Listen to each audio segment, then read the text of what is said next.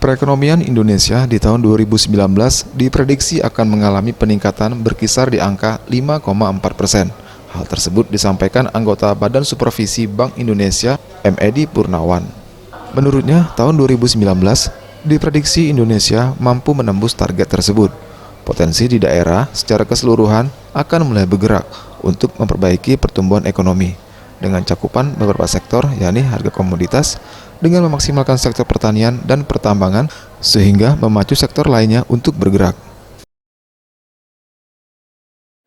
Salah satu alasannya adalah ini nih, seperti yang saya sebutkan di acara seminar tadi, Amerika sekarang sudah lebih dovish namanya. Dovish itu artinya kalau tahun 2018 kan mereka menaikkan suku bunga yang merupakan penarik foreign currency masuk ke Amerika 4 kali. Sementara Januari 2019 itu mereka sudah dovish itu sudah nggak akan seperti tahun 2018 lagi. Paling kalau mau naik 1-2 kali saja, tidak seperti tahun 2018. Jadi ekonomi dunia akan lebih stabil, memberi peluang bagi Indonesia untuk mencari peluang-peluang baru yang lebih dahsyat, sehingga mestinya sih Indonesia akan tidak terlalu tertekan dengan global economic shock-nya.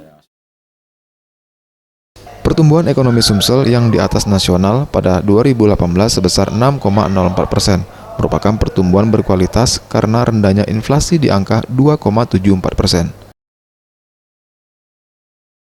Tim Liputan, Sriwijaya TV.